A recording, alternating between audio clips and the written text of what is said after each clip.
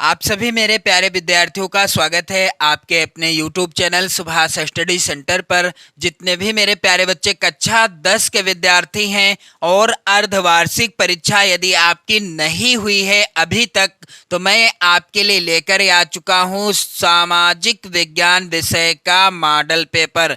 जी हाँ मेरे प्यारे बच्चों, जितने भी मेरे प्यारे बच्चे कक्षा 10 के विद्यार्थी हैं, यदि आपकी अर्धवार्षिक परीक्षा अभी तक नहीं हुई है तो यह मॉडल पेपर आपकी अर्धवार्षिक परीक्षा के लिए वेरी वेरी इंपॉर्टेंट है, क्योंकि यहाँ पर जो मॉडल पेपर मैं आपके लिए लेकर के आया हूँ इस वीडियो के द्वारा, इस वीडियो में जितने भी प्रश्न बताऊंगा इस मॉडल पेपर के सभी प्रश्न आपकी अर्धवार्षिक परीक्षा के लिए वेरी इंपॉर्टेंट हैं और साथ ही साथ आपकी बोर्ड परीक्षा 2024 के लिए भी वेरी इंपॉर्टेंट हैं। मैं स्पष्ट रूप से बता देना चाहता हूं कि यह आपकी परीक्षा अर्धवार्षिक के लिए क्या है, सामाजिक विज्ञान विषय का मॉडल पेपर है। ये कोई रियल पेपर नहीं है, मॉडल पेपर है। यहाँ से प्रश्न आपकी अर्धवार्षिक परीक्षा में 100% पूछे जाएंगे, ये मेरा वादा है। तो मेरे प्यारे बच्चों यहाँ पर आप लोग ध्यान दीजिएगा, नोट में लिखा हुआ है,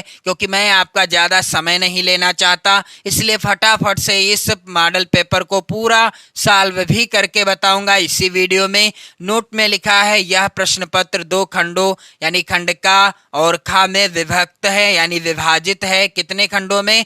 2 खंडों में विभाजित है, खंड का और खंड खा में। और खंड का में 20 अंक के, कितने नंबर के? 20 नंबर के बहुविकल्पी प्रश्न हैं तथा खंड खा में 50 अंक के, यानी खंड खा जो है 50 अंकों का है और इसमें वर्णनात्मक फर्स्ट टाइप के और वर्णनात्मक सेकंड दोनों ही टाइप के प्रश्न हैं और साथ ही साथ मानचित्र से भी संबंधित प्रश्न हैं। तो मेरे प्यारे बच्चों इसी पैटर्न पर आपकी अर्धवार्षिक परीक्षा का पेपर आएगा, पैटर्न सेम यही रहेगा। इसलिए मैं चाहता हूं कि आप लोग इस वीडियो को जरूर देखें लास्ट तक, वीडियो को शेयर कर दें, लाइक कर दें, अपने प्यार भरे कमेंट भी करते रहें। मेरे प्यारे बच्चों यहाँ पर खंड का के अंतर्गत आप देख पा रहे होंगे बहुविकल्पी प्रश्न आएंगे और प्रश्नों की संख्या मैं आपको बताना चाहूंगा 20 प्रश्न होंगे, प्रत्येक प्रश्न 1 नंबर का होगा और इस तरह से आपके 20 नंबर पूरे पूरे पक्के हो जाएंगे। तो मेरे प्यारे बच्चों यहाँ पर पहला प्रश्न वेरी इंपॉर्टेंट है, फ्रांस में गणतंत्र की घोषणा किस वर्ष हुई? तो फ्रांस में गणतंत्र की घोषणा किस वर्ष हुई थी? इसका सही उत्तर हो जाएगा सन 1848 ईस्वी में फ्रांस में गणतंत्र की घोषणा हुई थी। इसके बाद प्रश्न संख्या 2 है, नेपोलियन का संबंध किस देश से था, यानी किस देश में था, यानी यहाँ पर से ही होगा। मेरे प्यारे बच्चों यहाँ पर उत्तर क्या हो जाएगा? नेपोलियन बोनापार्ट का संबंध किस देश से था? उत्तर हो जाएगा फ्रांस देश से। यहाँ पर तीसरा वाला विकल्प सही होगा। और ये जो 20 प्रश्न होंगे इनका आंसर आपको OMR शीट में फिल करना होगा। यदि आप कमेंट करते हैं तो मैं आपको वीडियो के माध्यम से बता दूंगा कैसे आपको OMR शीट भरना है। मेरे प्यारे बच्चों यहाँ पर आप लोग ध्यान दीजिएगा, प्रश्न संख्या यहाँ पर 3 है, असहयोग आंदोलन का मुख्य कारण क्या था? यानी दिए गए विकल्पों में से कौन सा कारण था जिसके कारण असहयोग आंदोलन का शुभारंभ किया गया? तो रॉलेट एक्ट, जिसे काला कानून भी कहा जाता है। यदि परीक्षा में प्रश्न आता है कि रॉलेट एक्ट यानी किसे काला कानून भी कहा जाता है, तो उत्तर हो जाएगा रॉलेट एक्ट हो जाएगा। मेरे प्यारे बच्चों प्रश्न संख्या यहाँ पर 4 है, वंदे मातरम गीत का लेखक कौन था? तो यहाँ पर आप लोग ध्यान दीजिएगा, इसका राइट आंसर क्या होगा? वंदे मातरम जो हमारा राष्ट्रीय गीत है, इस गीत के लेखक थे बंकिम चंद्र चटर्जी। यहाँ पर उत्तर हो जाएगा बंकिम चंद्र चटर्जी। इसके बाद मेरे प्यारे बच्चों आप लोग ध्यान देंगे, यहाँ पर प्रश्न संख्या 5 है, निम्नलिखित में से एक मिट्टी का प्रकार नहीं है। तो काली मिट्टी होती है, पीली मिट्टी होती है, लैटेराइट मिट्टी भी होती है, लेकिन सीमेंट जो है यह किसी भी प्रकार की मिट्टी नहीं है, इसलिए उत्तर यही हो जाएगा। प्रश्न संख्या यहाँ पर 6 है, भारत में किस मिट्टी का विस्तार सर्वाधिक क्षेत्रफल में है? तो आप सभी जानते हैं कि हमारा भारतवर्ष नदियों का देश है और नदियों के द्वारा जो अवसाद के रूप में हमें प्राप्त होती है, जो नदियां अवसाद के रूप में बहाकर लाती हैं, उससे निर्मित मृदा को कहते हैं जलोढ़ मृदा। और हमारे भारतवर्ष में जलोढ़ मृदा यानी मिट्टी का विस्तार क्या है, सबसे ज्यादा है। प्रश्न संख्या 7 है, कपास की खेती के लिए सबसे उचित भूमि कौन सी है। मैंने आपको इस प्रश्न का आंसर याद करने की छोटी सी ट्रिक बताई है कि का से क्या होगा, काली मिट्टी, और का से होगा कपास। कपास काली मिट्टी, यानी कपास के लिए काली मिट्टी सबसे ज्यादा उपयुक्त यानी अच्छी मानी जाती है। इसके बाद मेरे प्यारे बच्चों प्रश्न संख्या यहाँ पर 8 है, निम्नलिखित में से कौन सी रेशेदार फसल है। तो उत्तर हो जाएगा जूट, जो है रेशेदार फसल के अंतर्गत आता है। प्रश्न संख्या 9 है मेरे प्यारे बच्चों, श्रीलंका में सिंहली को एकमात्र राजभाषा कब घोषित किया गया। तो इसका उत्तर होगा कि श्रीलंका में सिंहली को एकमात्र राजभाषा कब घोषित किया गया। उत्तर हो जाएगा सन 1956 ईस्वी में। कब? सन 1956 ईस्वी में। प्रश्न संख्या 10 है, संयुक्त राष्ट्र संघ का मुख्यालय कहाँ स्थित है। तो इसका उत्तर हो जाएगा न्यूयॉर्क। अगला प्रश्न यहाँ पर आप लोग ध्यान दीजिएगा, मार्टिन लूथर किंग की हत्या कब की गई। तो इसका उत्तर क्या होगा मेरे प्यारे बच्चों, मार्टिन लूथर किंग की हत्या की गई थी 1968 ईस्वी में। राइट आंसर होगा 1968 ईस्वी। इसके बाद प्रश्न संख्या है 12, भारत में पंचायती राज की स्थापना हुई थी। कब हुई थी? यहाँ पर उत्तर हो जाएगा 1900 कब?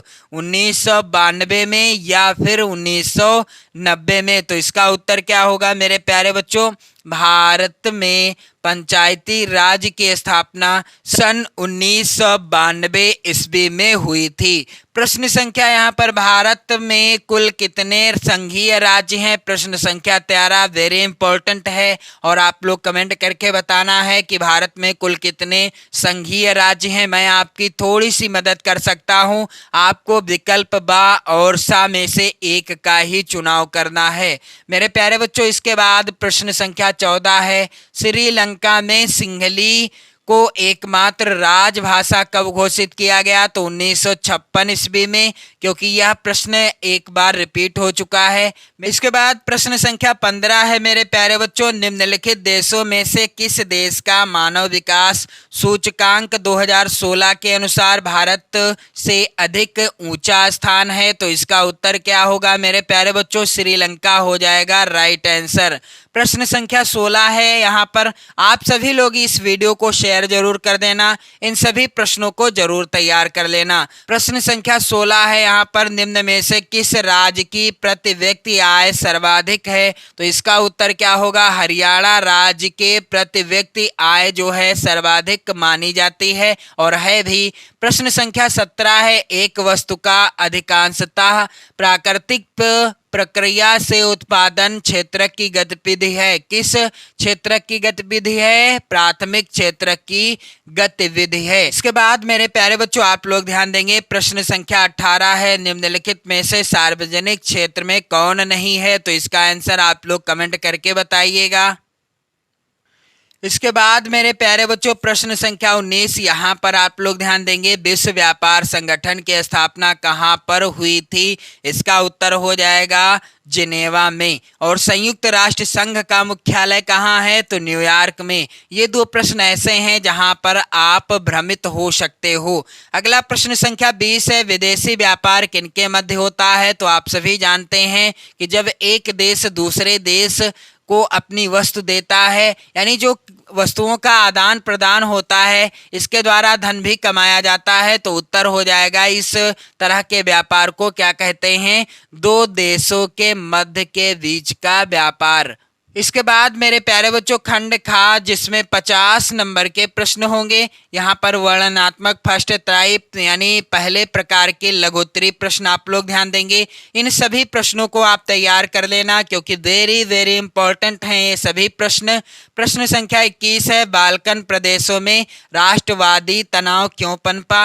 अथवा में प्रश्न है, साइमन कमीशन की रिपोर्ट से कांग्रेस क्यों असंतुष्ट थी। कांग्रेस ने किस नीति यानी नई नीति की घोषणा की। और प्रश्न संख्या 22 है, यहाँ पर वेरी वेरी इंपॉर्टेंट आपकी अर्धवार्षिक परीक्षा के लिए, अपूर्य या अनापूर्ति संसाधनों से क्या तात्पर्य है। अथवा में प्रश्न है कि अंतर स्पष्ट कीजिए रबी और खरीफ फसलों के बीच की। और प्रश्न संख्या 23 है, यहाँ पर महत्वपूर्ण लोकतांत्रिक सिद्धांतों की विवेचना कीजिए। प्रश्न संख्या यहाँ पर आप देखेंगे 23 का अथवा है, भारत की विधायिकाओं में महिलाओं के प्रतिनिधित्व की स्थिति लिखिए। इसके बाद मेरे प्यारे बच्चों प्रश्न संख्या यहाँ पर आप लोग ध्यान देंगे 24 है, विकास मापने का यूएनडीपी का मापदंड किन पहलुओं में विश्व बैंक के मापदंड से अलग है। अथवा में प्रश्न है, खुली बेरोजगारी और प्रच्छन्न बेरोजगारी के बीच विभेद कीजिए।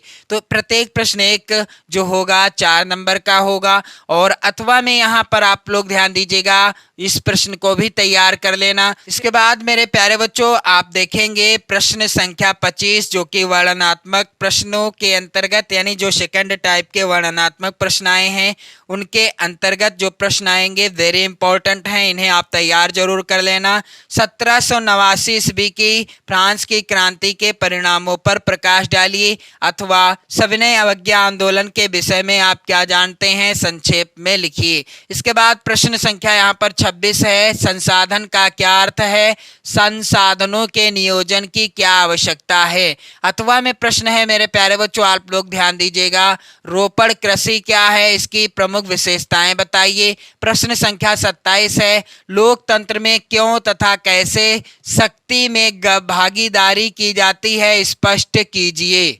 अगला प्रश्न है यहाँ पर अथवा में भारतीय संघवाद की प्रमुख विशेषताओं की विवेचना कीजिए। प्रश्न संख्या 28 है, विकास के क्या क्या लक्ष्य हो सकते हैं।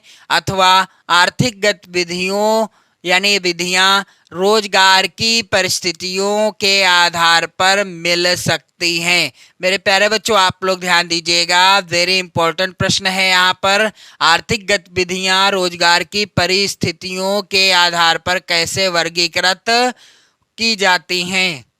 इसके बाद मेरे प्यारे बच्चों आप लोग ध्यान दीजिएगा, यहाँ पर मानचित्र संबंधी प्रश्न, यहाँ पर प्रश्न संख्या 29 में पूछा गया है, भारतीय राष्ट्रीय कांग्रेस के अधिवेशन के निम्नलिखित स्थानों को मानचित्र पर चिन्हित कीजिए। यानी भारतीय राष्ट्रीय कांग्रेस के अधिवेशन कहाँ कहाँ पर हुए, लाहौर और नागपुर, कलकत्ता, मद्रास, बम्बई इत्यादि नामों को आपको मानचित्र में भरना है। मेरे प्यारे बच्चों प्रश्न संख्या 30 है, यहाँ पर भारत के निम्नलिखित राष्ट्रीय उद्यानों को मानचित्र पर चिन्हित कीजिए। तो यहाँ पर उद्यानों के नाम लिखे हुए हैं, आप लोग जरूर पढ़ लीजिएगा। और मेरे प्यारे बच्चों आपसे निवेदन है कि आप लोग पढ़ते रहें, मस्त रहें, स्वस्थ रहें, अपना और अपने परिवारजनों का विशेष ध्यान रखते रहें।